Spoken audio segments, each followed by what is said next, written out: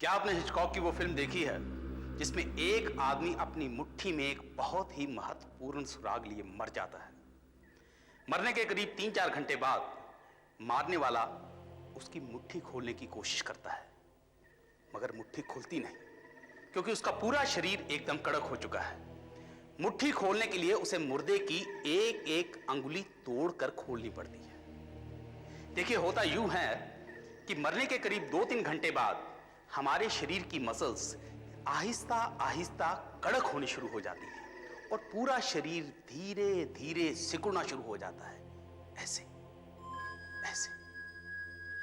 कभी कभी ऐसा लगता है कि मुर्दा जिंदा हो गया है, मगर ऐसा होता नहीं है। थोड़ी देर बाद पूरा शरीर एक पत्थर की तरह सॉलिड हो जाता है।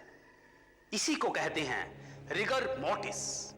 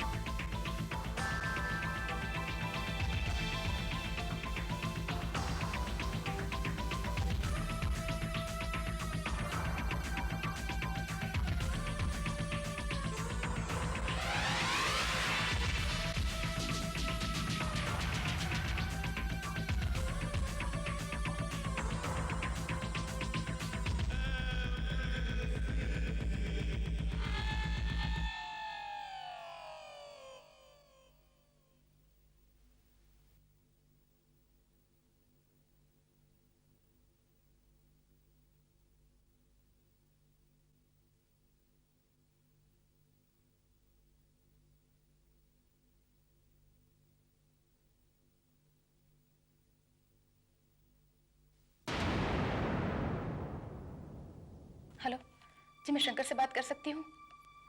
जी हाँ प्लीज, बहुत अर्जेंट काम है, उसे बुला दीजिए। हेलो शंकर, मैं तुमसे कल किसी भी हालत में मिलना चाहती हूँ। डैडी ने आज घर में एक ऐसी खबर सुना दी जिससे मेरा दिल बैठा जा रहा है। वो अगले महीने मेरी शादी कर देना चाहते हैं। उन्होंने किसी से बात भी कर ली है और वो चाहते हैं कि मैं लड़के वालों से मिल लूं, मगर मैंने मना कर दिया। मैंने घर में हंगामा खड़ा कर दिया। मैंने कहा कि मैं गोवा 1 महीने के लिए ट्रेनिंग पे जा रही हूँ, मेरे पास बिल्कुल टाइम नहीं है। मगर वो अपनी जिद पे अड़े हुए हैं, वो मेरी शादी करा के ही छोड़ेंगे। नहीं नहीं, उन्हें हमारे बारे में कुछ भी मालूम नहीं है और मैं उन्हें बताने की हिम्मत भी नहीं कर सकती। क्या? अरे नहीं नहीं, तुम उनसे मत मिलना, वो गुस्से से पागल हो उठेंगे और वो तुम्हें पीट भी सकते हैं। देखो शंकर, मुझे बहुत डर लग रहा है। हम यहाँ से भाग जाते हैं, हम गोवा चले जाएंगे। मैं वहां जाके कोई काम ढूंढ लूंगी, हम दोनों मिलकर घर चला लेंगे। तुम उसके बारे में सोचो, हमारे पास टाइम बहुत कम है। देखो शंकर, तुम कल मुझे कितने बजे मिल रहे हो? अच्छा, 5 बजे उसी जगह? क्या कहा? रिलैक्स? इस घर में कोई रिलैक्स कैसे हो सकता है? तुम्हें नहीं मालूम, मेरा बाप पागल हो चुका है।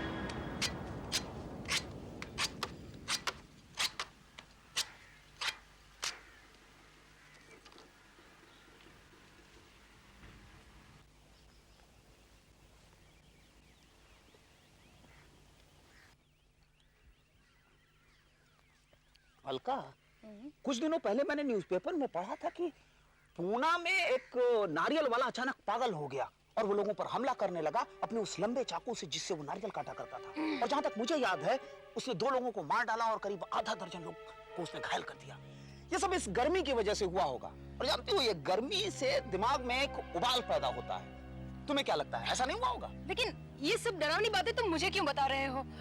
जब से तुमने खूनी और पुलिस के बारे में कहानियां लिखना शुरू की है, तब से तुम्हारे दिमाग में सिवाय अपराध के और कुछ आता ही नहीं है। और एक मैं हूँ जो अपने भविष्य के बारे में सोच सोच के परेशान हो रही हूँ। अलका, दरअसल मैं तुम्हारा ध्यान बटाना चाह रहा था। सॉरी यार, मैं इस शादी की टेंशन वाली बात करना नहीं चाहता। लेकिन हम भाग क्यों नहीं सकते? अरे हम आर्य समाज में जाके शादी कर लेंगे। मैं बालिग हूँ और अगर एक बार शादी हो गई ना, तो मेरे डैडी भी हमारा कुछ नहीं बिगाड़ सकते। हम लोग इस पर कितनी बार बहस करेंगे, हम लोग कितनी बार इस पर डिस्कशन कर चुके हैं। तुम जानती हो मेरे पास पैसा नहीं है, मेरे पास काम रेगुलर नहीं है, और मैं रहता कहाँ हूँ उस छोटी सी जगह में, पेइंग गेस्ट। हम शादी कर लेंगे तो हम खाएंगे कहाँ से और रहेंगे कहाँ उस पेइंग गेस्ट छोटी सी जगह में। लोग कहते हैं कि प्यार ताजी हवा पे जीता है। अरे यहाँ तो ताजी हवा भी नहीं मिलती। अलका प्लीज थोड़ा धीरज रखो। और हाँ, तुम गोवा से कब लौट रही हो? 1 महीने के बाद। ठीक है, अभी मेरे पास जो काम है वो लगभग 2-3 हफ्ते में खत्म हो जाएगा, और उसके बाद मुझे ढेर सारे पैसे मिलेंगे, और उसके बाद तनातन काम आएंगे, मैं ढेर सारे कॉन्ट्रैक्ट साइन करूंगा, खूब सारा पैसा आएगा, और फिर हम शादी कर लेंगे। अलका, कुछ दिनों के लिए अपने बाप को टाल दो। अपने बाप को टाल दूं? लेकिन मुझे तो उनसे बात करने में भी डर लगता है। तुम्हें तो मालूम है वो आधे पागल हैं।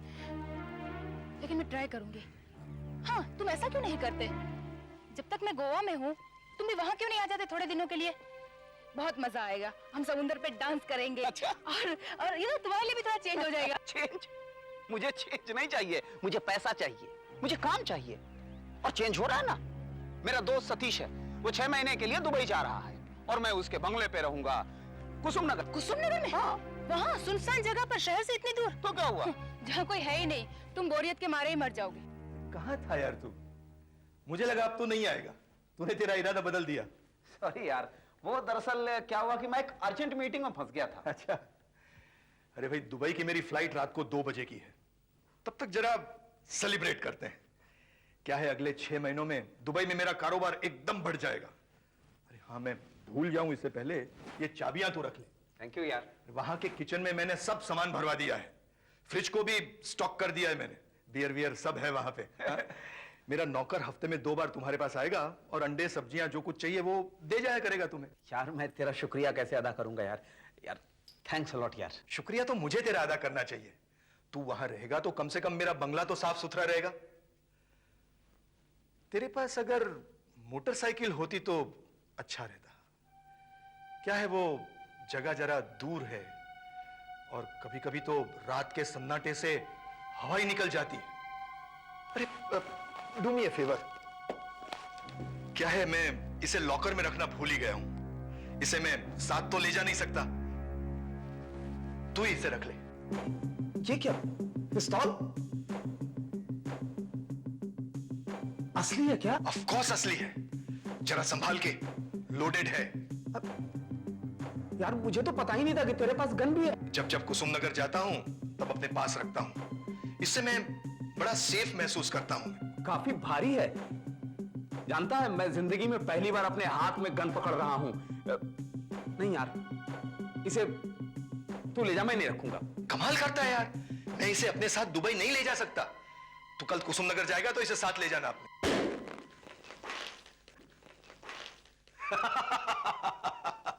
डरपोक साला, इतना डरता है तो फिर बंगले में कैसे रहेगा? ले, अरे शैंपेन ग्लास तो है नहीं, इसी में पीते हैं।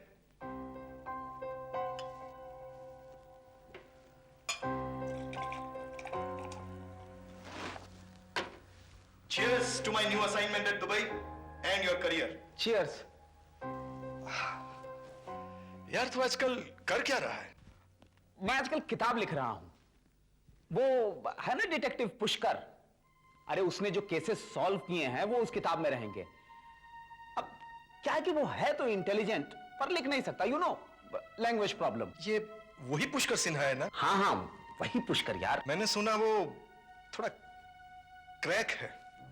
वो जिस डॉक्टर के पास ट्रीटमेंट के लिए जाता है वो मेरा दोस्त है। उसी ने मुझे बताया कि वो 6-7 महीने तक उसके यहाँ ऑब्जर्वेशन पे था, मगर फिर भी ठीक नहीं हुआ। अरे नहीं यार, क्या बात कर रहे हो? अरे मैं मानता हूं कि वो अपने बारे में ही ज्यादा बोलता है, लेकिन मेरे साथ बिल्कुल ठीक रहता है। अरे यार, पूरा पुलिस डिपार्टमेंट उसकी इज्जत करता है। Anyway, have fun.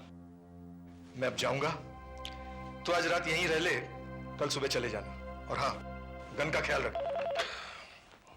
Hello, Pushkar Sinha speaking. हाँ, शंकर कैसे हो भाई? कहां तक पहुंची मेरी किताब? सर वो बस 1 हफ्ते में तैयार हो जाएगी सर। सर मैंने आपके सारे केसेस में बढ़िया बढ़िया केसेस छांट लिए हैं सर, वही छापेंगे। एक्सीलेंट। अच्छा सुनो, शनिवार को मेरी पब्लिशर के साथ मीटिंग है, तो मैं तुमसे थर्सडे को मिलता हूं। अच्छा ये पता क्या बताया था तुमने जहां आजकल रह रहे हो तुम? हाईवे पेट्रोल पंप से लेफ्ट टर्न और फिर कच्ची रोड से राइट टर्न, है ना? और सर उसके बाद कच्चे रास्ते से वो आधा घंटा और चलना पड़ेगा। कच्चे रास्ते से भी आधा घंटे और चलना पड़ेगा? भाई कमाल का बेवकूफ है तुम्हारा दोस्त जो ऐसी सुनसान बियाबान जगह पे अपना घर बनाया है। मुझे आपसे एक बात पूछनी थी सर। सर मेरा दोस्त सतीश है जिसके बंगले में मैं रह रहा हूं, सर वो जाते जाते अपनी गन मुझे थमा गया है। क्या तुम्हारे पास गन है? कैसी गन है? अब ये तो मुझे पता नहीं सर कि कौन सी गन है, लेकिन सर भरी हुई है। भरी हुई है? You mean loaded gun? तुम्हारा दोस्त तो उससे भी बड़ा बेवकूफ निकला जितना मैं समझता था, जो तुम्हें एक भरी हुई लोडेड गन देकर चला गया। अच्छा सुनो शंकर, तुम उस गन को हाथ नहीं लगाओगे, जहां वो रखी है उसे वहीं रहने दोगे, समझे? मैं आकर के देखूंगा उसे, ठीक है? मैंने डर के मारे वो जो टेबल है ना सर जिसपे मैं बैठ के लिखता हूं, उसके दाहिने ड्रॉअर में छुपा के रख दिया है। राइट हैंड साइड के ड्रॉअर में? ठीक है, उसे वहीं रख के रहने दो। Okay bye. देखो भाई, मैं एक डिटेक्टिव सीरियल बनाना चाहता हूं जो आजकल हर जगह चल रहे हैं। जहां जाओ सब यही कहते हैं कोई बढ़िया सा डिटेक्टिव सीरियल लेकर आओ, लेकिन जो बाकी लोग कर रहे हैं ना, फॉरेन टेप देख देख कर, पुरानी कहानियां ले लेकर डिटेक्टिव सीरियल बनाना, हम वैसा नहीं करना चाहते। भाई जब हमारे पास इतना बड़ा सुपर डिटेक्टिव है तो हमें ऐसा करने की क्या जरूरत है?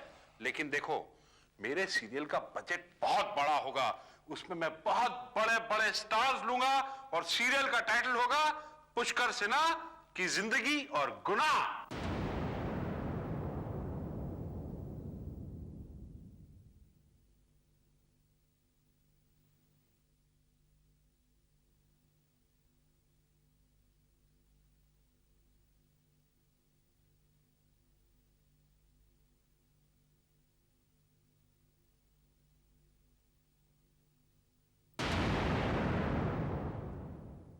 देखिए, मैं इस सीरियल के 52 एपिसोड बनाना चाहता हूं।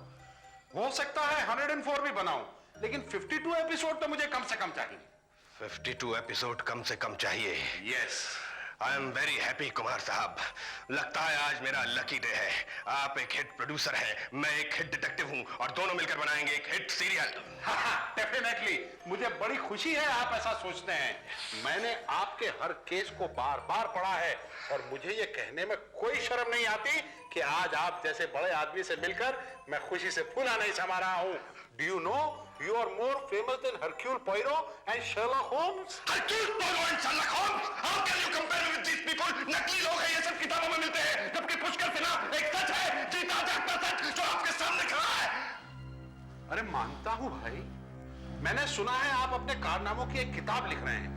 आप ऐसा कीजिए, आप वो किताब मुझे ला दीजिए और मैं उसमें से केसेस निकालकर अपने सीरियल के एपिसोड बना लूंगा। नहीं, वो किताब अभी लिखे जाने के प्रोसेस में है। मेरा एक असिस्टेंट है जो इस किताब को लिखने में मेरी मदद कर रहा है, लेकिन अभी वो कुछ दिनों के लिए बाहर गया हुआ है। वो जैसे ही वापस आता है मैं आपको उससे कहानियां लेकर दे दूंगा। बाय द वे, आपको ये कहानियां कब तक चाहिए? अभी दे सकते हो? I want no delay. आप ऐसा करो, किताब को मारो गोली, हम आज ही रात मिलते हैं, आप अपनी कहानियां मुझे सुना दो और हम टर्म्स एंड कंडीशंस फाइनल कर contract sign sealed and delivered.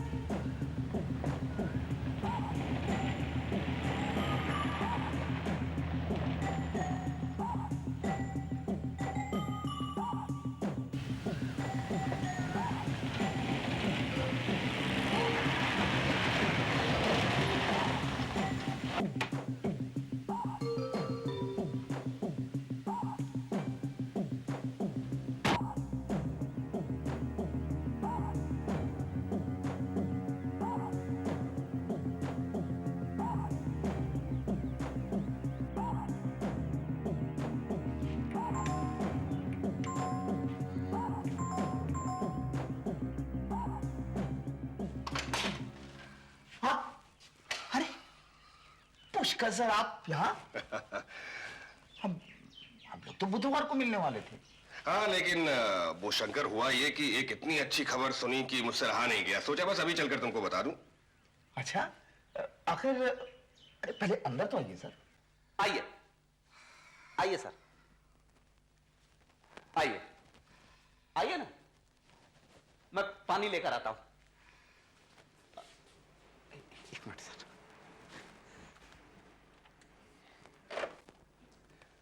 अरे पानी वानी छोड़ो शंकर, कुछ बियर वियर निकालो, इतनी अच्छी खबर है, लेट्स सेलिब्रेट। उफ, इतनी गर्मी है इस बंबई शहर में। सर मैं तो अच्छी खबर सुनने के लिए मरा जा रहा हूं। ऐसी कौन सी खबर है जो आप शहर से इतनी दूर गर्मी में यहां मुझे खबर सुनाने के लिए चले आए? भाई हुआ ये कि सुबह मैंने तुमसे फोन पे बात की ना जी। तो उसके बाद वो प्रोड्यूसर है ना, क्या नाम है उसका, अरे वही मशहूर प्रोड्यूसर एस कुमार, उसका फोन आया मेरे पास, कहने लगा सर मैं एक डिटेक्टिव सीरियल बनाना चाहता हूं 52 एपिसोड का, और उसमें वो तमाम केसेस शूट करना चाहता हूं जो आपने सॉल्व किए हैं। तुम तो जानते हो मैंने कैसे कैसे केसेस सॉल्व किए हैं। तो मैंने कहा ठीक है, मैं अपने केसेस के बारे में एक किताब लिख रहा हूं, और एक नौजवान राइटर है शंकर जेटली जो इस किताब को लिखने में मेरी मदद कर रहा है, तो मैं चाहता हूं कि आप ये सीरियल उसी से लिखवाएं। प्रोड्यूसर मान गया और अगले हफ्ते तुमसे मिलना चाहता है। वाह, देखा, मजा आ गया सर, है ना? मजा आ गया। लेकिन सर ये बात तो आप सुबह फोन पे भी बता सकते थे। आप इतनी दूर शहर से यहां खबर सुनाने के लिए आए हैं? यार एक मैं हूं कि तुम्हें खबर सुनाने के लिए आया हूं, और एक तुम हो कि बार बार यही कहे जा रहे हो कि इतनी दूर से खबर सुनाने के लिए आए हो, इतनी दूर से खबर सुनाने के लिए आए हो। ठीक है, मैं वापस जा रहा हूं। अरे ये आप क्या कर रहे हैं सर? मैं तो मजाक कर रहा था। मैं भी मजाक ही कर रहा था, मैं कौन सा जाने वाला था। सर मैं बियर लेके आता हूं।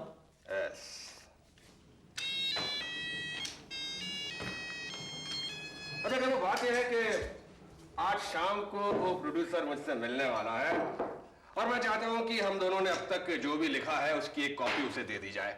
जी। और हाँ, एक बात और है, तुम्हारे पैसों की बात भी मुझे ही करनी है। You are a very poor salesman, बिल्कुल अनाड़ी हो तुम। मैं तुम्हें एक एपिसोड के 25,000 दिलवाऊं।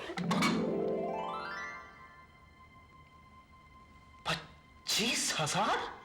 यस। फैंटास्टिक। लेकिन प्रोड्यूसर क्या इतने पैसे देगा? अरे देगा क्यों नहीं, उसका बाप भी देगा। वो सब तुम मुझ पर छोड़ दो। Cheers for a super hit book and a super hit serial. Cheers. अरे इतनी इंटरेस्टिंग डिटेक्टिव स्टोरी उसे और कहां मिल सकती है? 30 सालों में मैंने कितने उलझे हुए केसेस सुलझाए हैं, 20 मर्डर केस यूं चुटकियों में सॉल्व किए हैं, और ये सब पहली बार पब्लिक के सामने आएगा। बस शंकर एक बार ये सीरियल एयर पर आ जाने दो, फिर देखना वो शर्लक होम्स भी मेरे आगे पानी भरेगा। बाय द वे, कितने केसेस हैं हमारे पास? 25? यही अंदेशा था मुझे, 25, और उन्हें चाहिए 26। 26 कहानियों के 52 एपिसोड कर लेंगे वो। ऐसा ही करते हैं, एक कहानी 2 एपिसोड। सर आपके 70 केसेस यहां पर हैं। मैंने तो 25 सिर्फ इसलिए कहा था कि वो आपके बेस्ट केसेस हैं। सर मैं बाकी में से एक अभी ढूंढ कर निकालता हूं। 1 मिनट सर, मैं देखता हूं वो ये नोट्स। ये हाँ सर मैं इसे अभी जल्दी से पढ़कर देखता हूं। हाँ देखो, और एक बात याद रखना, सबसे अच्छी कहानी सबसे पहले लेना। Beginning is very important, well begun is half done. बस एक बार सीरियल हिट हो जाए फिर तो पिटी हुई कहानियां भी चलती है। मैं इन जोकरों को दिखा देना चाहता हूं कि एक अच्छा डिटेक्टिव सीरियल कैसे बनाया जाता है। पहले सीरियल आएगा एयर पे, फिर मेरी किताब आएगी मार्केट में, और जानते हो किताब का टाइटल क्या होगा? पुष्कर की जिंदगी और गुनाह। कैसा लगा टाइटल? अच्छा है सर ये केसेस की लिस्ट: माटुंगा मर्डर, रे रोड का पागल, beauty parlour murder, Jhunjhunwala fraud case, Bombay bank डकैती केस, और ये गोरेगांव ईस्ट गैंगस्टर केस, और ये Nagarjuna suicide case. Yes, this is the case, this is fantastic case. ये कौन सा केस है सर?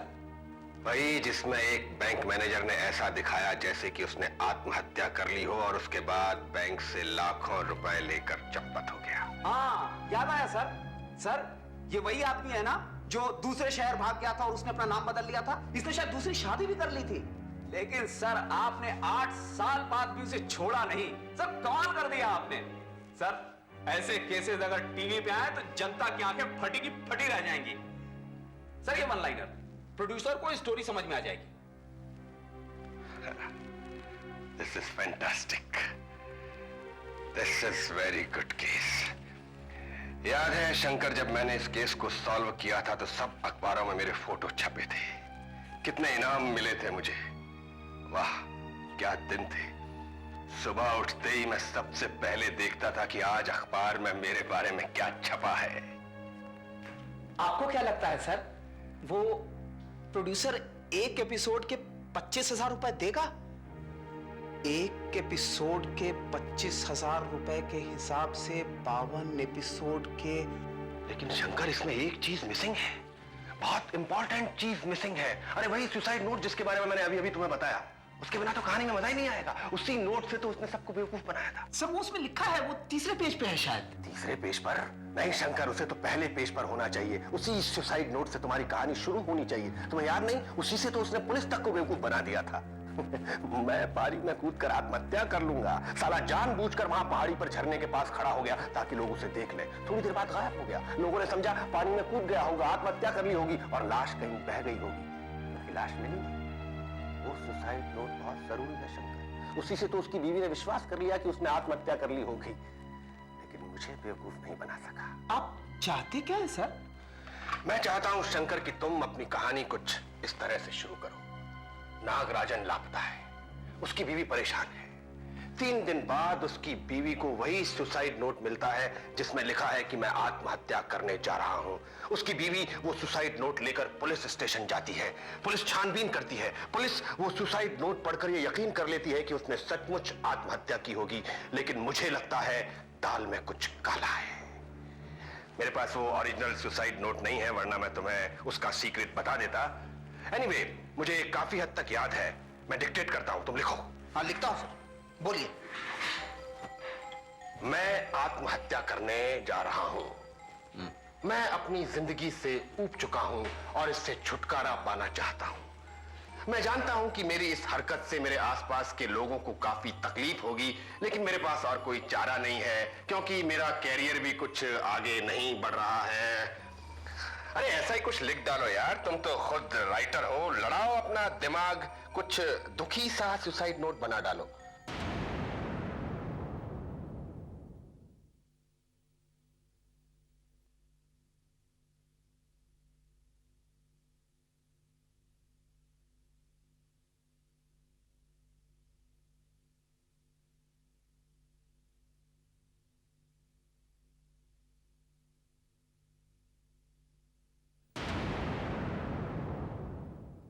कुछ दुखी सा सुसाइड नोट बना डालो, लेकिन एकदम सच लगना चाहिए। मैं लिख देता हूं सर।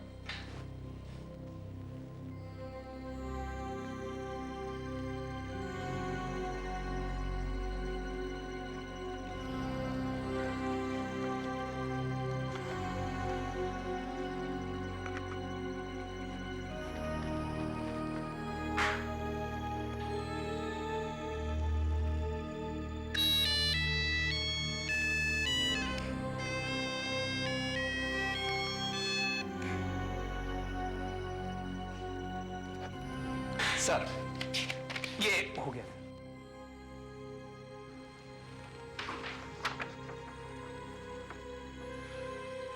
बहुत अच्छा है। Most perfect suicide note. और बियर है फ्रिज में। समझिए भरा पड़ा है सर। 13 लाख सेलिब्रेट करना है। 13 लाख? हाँ सर, 25,000 के हिसाब से 52 एपिसोड के 13 लाख हुए। सर मैं नाला सोपारा में एक फ्लैट खरीद सकूंगा। सर मैं पेइंग गेस्ट रहते रहते परेशान हो गया हूं, तंग आ गया हूं पीजी से। क्यों भाई, पीजी में क्या परेशानी है? तुम्हें तो अपने आप को लकी समझना चाहिए कि तुम्हें तुम्हारे दुबई वाले दोस्त ने इतने बड़े मकान में रहने को दिया। पर एक बात जरूर है, इतने बड़े मकान में तुम्हें अकेला अकेला लगता होगा, नहीं? हाँ सर वो तो है, लेकिन मैं सर यहां आराम से लिख पाता हूं। सर मैं बियर लेके आता हूं।